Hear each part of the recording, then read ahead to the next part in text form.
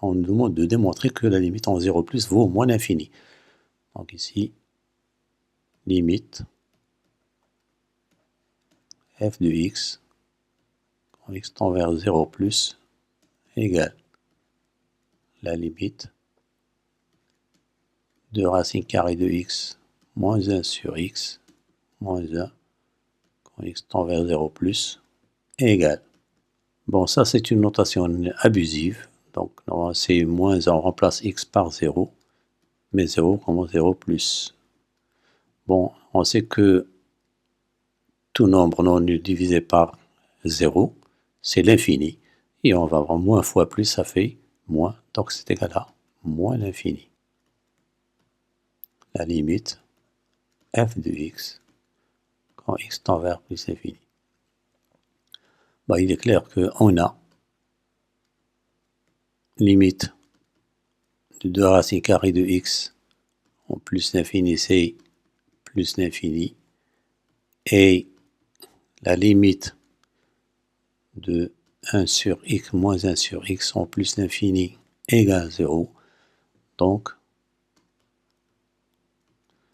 limite f de x quand x tend vers plus l'infini égale plus l'infini. Troisièmement, montrons que la limite en plus l'infini, f de x, ça c'est pour les branches paraboliques, égale 0. Bon, on a f de x sur x égale 2 racines carrées de x moins 1 sur x moins 1, le tout sur x, égale, donc c'est 2 racines carrées de x sur x, moins 1 sur x fois x, c'est x carré, et moins 1 sur x. Bon, nous avons toujours, quand x tend vers plus infini, nous avons plus infini sur plus infini, c'est une forme indéterminée. Donc, il faudra lever l'indétermination en multipliant par l'expression conjuguée. Donc, c'est ce que je vais faire, c'est 2 racines de x fois racine de x sur x racine carrée de x. Ici, il n'y a pas de problème pour les deux autres termes. Quand x tend vers l'infini, ça va tendre vers 0.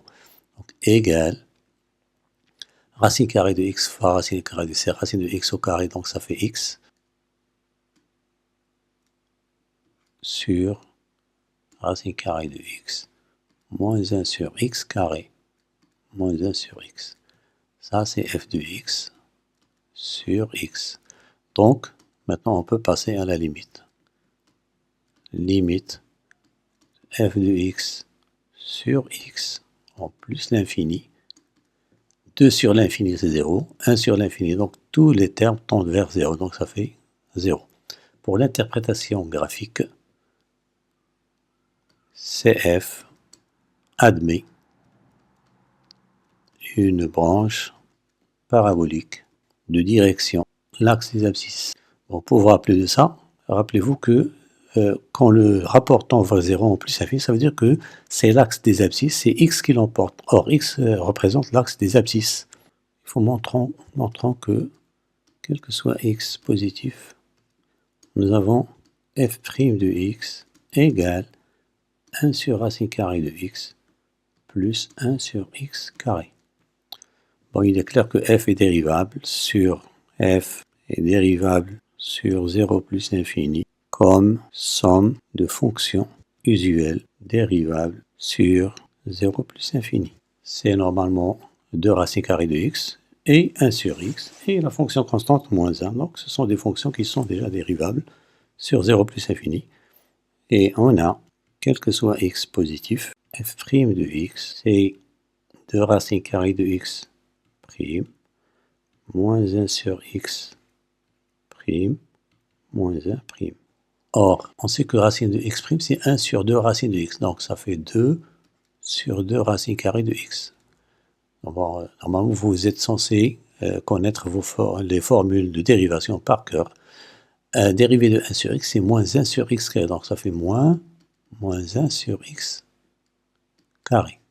Dérivée d'une constante, c'est 0. Donc, ça fait 1 sur racine carrée de x plus 1 sur x au carré. C'est donc positif. Donc ici, c'est pas la peine d'écrire f' de x parce que déjà, sur 0 plus infini, la fonction est strictement croissante. Donc ça, on va se contenter de f de x. Ici, bien sûr, c'est, bon, en 0 plus c'était moins l'infini, en plus l'infini c'était plus l'infini. On a f est continu, bon, comme somme de fonctions continues, bien sûr, usuelle, continue, et strictement croissante sur 0 plus l'infini, et le 0, il est dans l'image. L'image, c'est moins l'infini, f de 0 plus l'infini. Donc, d'après le théorème des valeurs intermédiaires, il existe alpha unique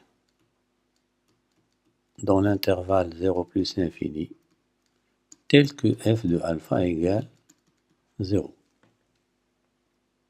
On remarque que f de 1, c'est quoi? C'est 2 moins 1 moins 1, c'est 0. Donc, du moment que alpha est unique, donc alpha est égal à 1. Donc, la seule solution pour l'équation f de x égale à 0, c'est x égale 1. Bon, il suffit d'appliquer la formule. On a t égale f' de 1 facteur de x moins 1 plus f de 1. Donc t est l'équation y égale. Or f' de 1 c'était 1 plus 1, ça fait 2. 2x moins 1 plus 0 égale 2x moins 2. Bon, f est continu et strictement croissante sur 0 plus l'infini. On va le noter i. Donc, f admet une fonction réciproque f moins 1 définie sur un intervalle j qui est égal à l'image de f de i. Et l'image de f de i, c'est quoi? C'est comme la fonction n'est pas définie à droite de 0 et en plus on passe aux limites. Donc c'est la limite de f de x. Bien sûr, l'ordre ne change pas parce que f est strictement croissante. Égale, donc j, on a déjà vu, c'est moins l'infini et c'est-à-dire r. Ça, c'était petit a. Petit b. Montrons que f moins 1 est dérivable en 0. Il faut calculer f moins 1 de 0. On a f de 1 égale 0, implique que f moins 1 de 0 égale 1. Donc on rappelle la propriété. F moins 1 est dérivable au point 0 si et seulement si f' de 1 est différent de 0. Or, f' de 1 c'était quoi? C'était 2 qui est différent de 0. Donc, f moins 1 est bien dérivable au point 0 et on a f moins 1 prime de 0, c'est la formule 1 sur f' de f moins 1 de 0 qui est égal à 1 sur f' de 1 qui est égal à 1 demi. Équation, petit c, équation de t', tangente à cf moins 1. Tangente à CF moins 1 au point A' de coordonnées 1, 0. Bon, il est clair que T', c'est quoi? C'est Y égale F moins 1 prime de 0. Vous remplacez F par F moins 1.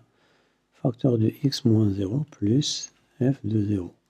Donc T', l'équation de T', c'est Y égale F moins 1 prime, c'est 1 demi de X plus F de 0, c'était 1. On avait une X égale 0, était une asymptote verticale. Elle devient horizontale pour CF moins 1. On avait une branche parabolique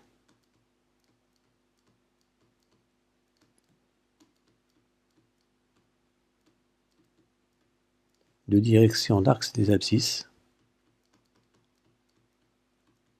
X' au X. Elle devient une branche parabolique de direction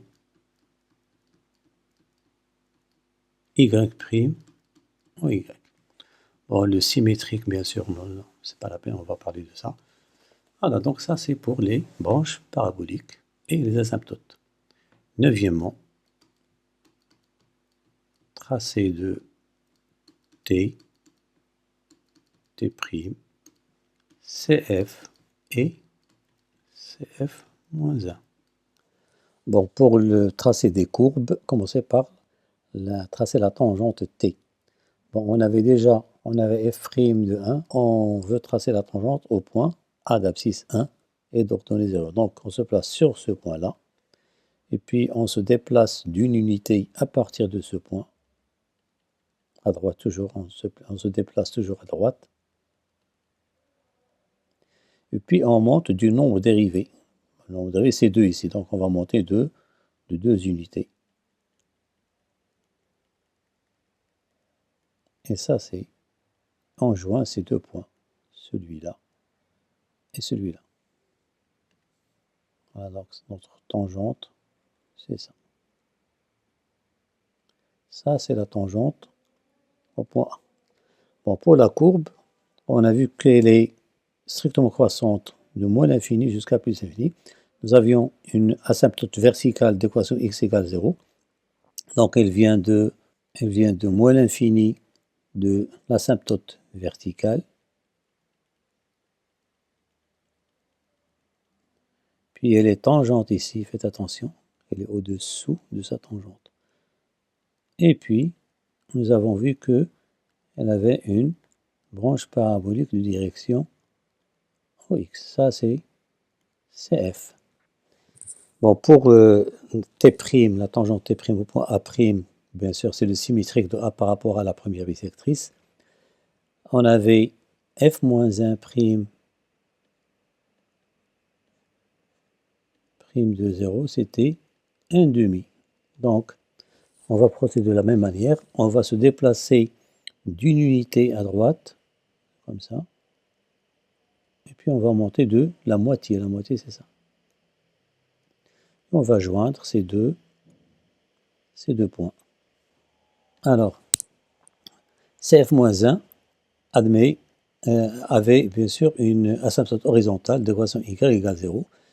On sait que f et f-1 ont le même sens de variation, du moment que f est strictement croissante sur 0 plus infini, f-1 est strictement croissante sur moins l'infini, ça c'est moins l'infini, plus infini. Donc ici, nous avons ici la courbe qui vient de moins l'infini de l'équation de l'asymptote horizontale,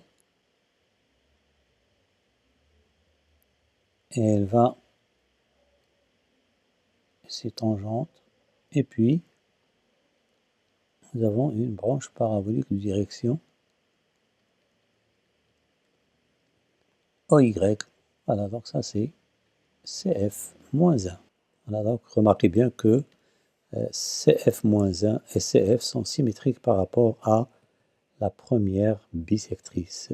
C'est la droite d'équation Y égale X. Voilà, donc c'est terminé pour la solution de cet exercice. J'espère vous retrouver pour un nouvel exercice. Sur ce, je vous quitte et je vous souhaite bonne chance et à bientôt.